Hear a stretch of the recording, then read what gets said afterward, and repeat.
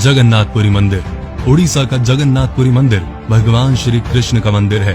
अगर आपको ना पता हो तो मैं आपको बता दूं कि चारों धाम में से एक धाम है ये मंदिर।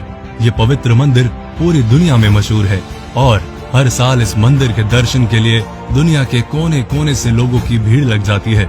उड़ीसा में समुद्र के किनारे स्थापित यह मंदिर बहुत ही शांत कहा जाता है। मंदिर के बाहर जो सागर की लहरों का शोर बहुत जोर जोर से सुनाई देता है ना, वो इस मंदिर में आने के बाद किसी भी तरह की सागर की लहरें या कोई आवाज नहीं सुनाई देती, जो कि बहुत ही आश्चर्यजनक बात है। मंदिर के प्रसाद में नहीं आती कोई कमी। मंदिर के अंदर पकाया जाने वाला प्रसाद कभी भी कम नहीं होता। मंदिर के अंदर प्रसाद तब तक बंटता रहता है जब तक श्रद्धालु खत्म नहीं हो जाते। यहाँ डेली हजारों और लाखों की संख्या में श्रद्धालु आते हैं, जिनके लिए डेली लंगर लगाया जाता है। इस लंगर में भी कभी कोई कमी नहीं आती, जिसका कारण है इस मंदिर की रसोई में छिपा रहस्य।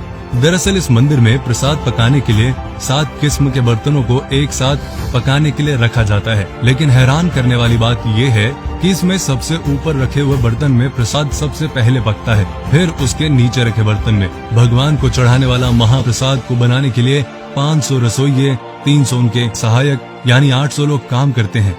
शिखर का झंडा बहता है उल्टी दिशा में। जगन्नाथ मंदिर एक लौता ऐसा मंदिर है जिसके शिखर पर लगे झंडे को डेली बदल दिया जाता है। इस मंदिर की यह मान्यता है कि यदि एक दिन भी इसका झंडा नहीं बदला जाएगा तो यह मंदिर 18 साल के लिए बंद हो जाएगा। इसीलिए मंदिर का पुजारी डेली इस झंडे को इतनी ऊंचाई पर चढ़कर बदल देता है। लेकिन सबसे हैरान कर देने वाली बात जानते हैं आप क्या है? कि यह झंडा हमेशा आने वाली हवा के विपरीत दिशा में बहता है, जिसका रहस्य आज तक किसी को नहीं पता लग पाया। शिखर पर लगे झंडे के साथ एक सुदर्शन चक्र लगाया गया है, जिसे हर दिशा से देखने पर उसका मुंह आपको आपकी तरफ ही दिखाई देगा। इस मंदिर की एक और बात हैरान करने वाली है कि इस मंदिर की इमारत की कोई छाया नहीं है। मंदिर के खजाने का रहस्य 34 साल बाद 2018 में उड़ीसा हाई कोर्ट की परमिशन से 16 लोगों की टीम इस मंदिर के खजाने की जांच करने के लिए आई थी, जिसके 2 महीने बाद इस खजाने के कमरे की चाबी खो गई, जिसका पता आज तक नहीं चल पाया।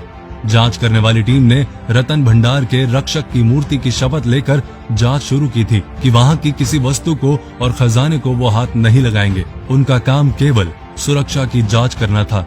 इस मंदिर के बारे में ये भी कहा जाता है कि इस मंदिर का निर्माण 7वीं सदी में किया गया था। अब तक ये मंदिर 3 बार टूट चुका है। 1174 ईस्वी में इस मंदिर को दोबारा अनंग भीमदेव ने बनाया था। कहा जाता है कि राजा इंद्रदेवमान को सपने में भगवान विष्णु ने दर्शन दिए और कहा कि नीलांचल पर्वत की एक गुफा में मेरी एक मूर्ति है जिसे नील माधव कहते हैं, उस मूर्ति के लिए एक मंदिर बनवाकर स्थापित कर दो। जिसके बाद राजा के सेवक नील माधव की मूर्ति को एक कबीले से चुरा लाए जो इस मूर्ति की पूजा करते थे। लेकिन मूर्ति चुराने के कारण नील माधव की मूर्ति नाराज होकर वापस चली गई और राजा से वचन देकर गई कि वो वापस जरूर आएंगे, लेकिन पहले वो उनके लिए मंदिर बनवाए। राजा ने मंदिर बनाया और भगवान विष्णु से आने की विनती की। भगवान विष्णु ने कहा कि पहले समुद्र में द्वारिका से तैरकर आ रहे पेड़ का बड़ा टुकड़ा उठा कर लाओ और उससे मेरी मूर्ति बनाओ। राजा के काफी कोशिश करने के बाद भी वो टुकड़ा ना उठा पाए, जिसके बाद राजा ने उसी कबीले के मुखिया से मदद मांगी और पेड़ का टुकड़ा उठा लाए, लेकिन कोई भी उससे भगवान की मूर्ति ना बना सका। जिसके बाद विश्वकर्मा भगवान एक वृद्ध व्यक्ति का रूप धारण कर आए और मूर्ति बनाने के लिए राजी हो गए। लेकिन उन्होंने एक शर्त रखी कि जब तक मैं मूर्ति ना बना लूं कोई भीतर ना आए। लेकिन रानी को उनका काम देखने की उत्सुकता हुई और रानी के कहने पर राजा ने कमरा खोल दिया। जैसे ही कमरा खुला तो वृद्ध व्यक्ति वहां से गायब हो गया और कमरे में 3 अधूरी मूर्तियां पड़ी थी, जिसे राजा ने भगवान की इच्छा मानकर ऐसे ही मंदिर में स्थापित कर दिया और आज तक उनकी अधूरी मूर्तियों की ही पूजा होती है। पुराणों के अनुसार इस मंदिर को धरती का वैकुंठ कहा जाता है। तो अगर आप भी इस मंदिर में गए हैं तो अपने एक्सपीरियंस कमेंट में जरूर शेयर करें, और अगर आप नहीं गए तो जैसे ही मौका लगे वैसे ही इस मंदिर के दर्शन करके आइए। वीडियो को लाइक कीजिए, वीडियो को शेयर कीजिए और पेज को फॉलो कीजिए।